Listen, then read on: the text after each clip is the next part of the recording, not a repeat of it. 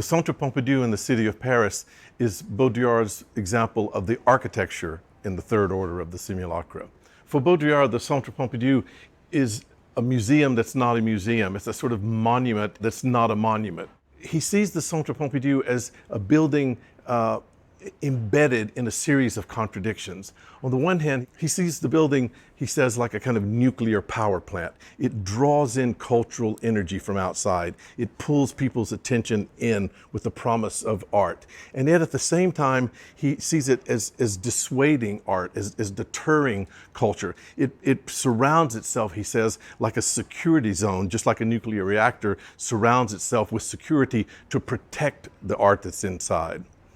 He says that on the one hand, it looks like an oil refinery, and on the other hand, its interior is like a warehouse. So it's a contradictory idea about functionality, about storage, but then it promises to house art. So it's a curatorial problem that Baudrillard finds contradictory. What kind of art do you put in a building like this?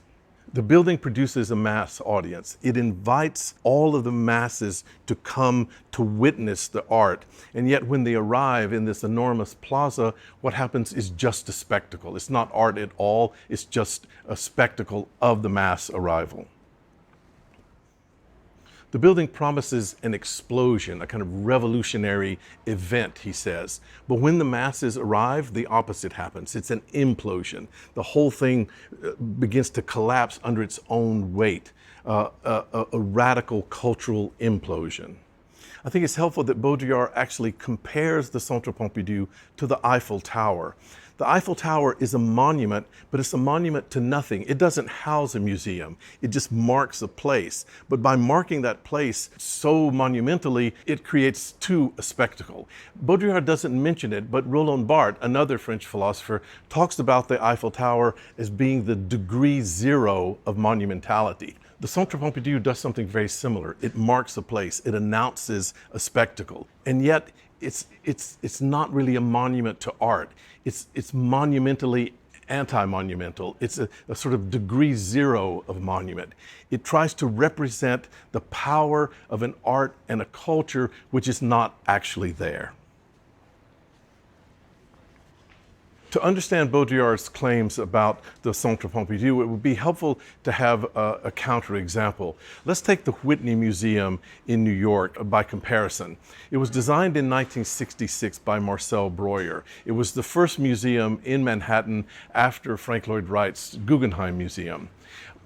When Breuer recounted his first ideas for the museum, he said he asked himself this question: what should a museum look like in New York City? What should be the relationship of a museum to the city, to a city like Manhattan? Then he answers his question. He says, well, it's easier to say what it shouldn't be. He said it should not be like a business, should not be like an office building. Should not be a commercial building. It should convey the sincerity and profundity of art. It should convert, he said, the vitality of the street into the sincerity and profundity of art. Breuer's reflections, although maybe seem a little bland at first, they actually take on an urgency if you think about the context. At this moment, American affluence in the 1960s was the motor of a growing consumerism like the world had never seen. And of course, Madison Avenue, which was the site of the Whitney, symbolized through its ad agencies, through its boutiques, this growing consumerism. And it was this consumerism that Breuer was afraid would encroach upon art, would invade the more elite space of art. Breuer wasn't the only one concerned about what he called the sincerity and profundity of art as a sort of defense against consumerism. The critic Peter Blake had this to say about the Whitney Museum. Here on Madison Avenue, Breuer is about to mount a massive attack on all those who have made the name of this avenue synonymous with their racket. The new Whitney will be art's answer to the huckster. Where the ad agencies operate behind flimsy glass walls, the Whitney will be wrapped in concrete, faced with granite. Where the commercial ziggurats push the pedestrians off the sidewalk, the Whitney will invite them in. And where the right side up ziggurats down the avenue, the ziggurats he's referring to are products of the Manhattan zoning laws that require buildings to step back to allow light down in. So the right side up ziggurats, he said, now symbolize the huckster's perversion of art, whereas the Whitney's upside down monolith becomes a powerful symbol of sailing against the current of the time.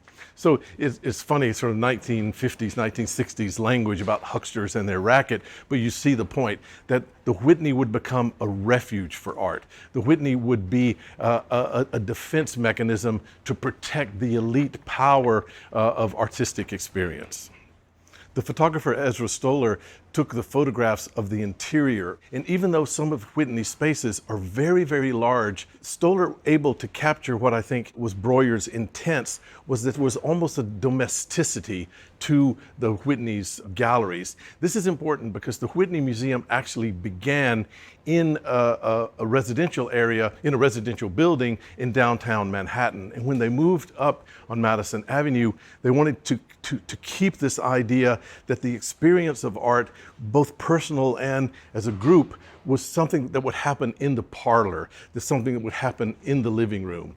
So the Whitney is actually, with the moat around it, with its cladding of granite, of stone, it's actually trying to protect a very elite understanding of art and the preciousness of art. The contrast between the Whitney's elitism and the Centre Pompidou's inviting the masses and the populace into art could not be more different.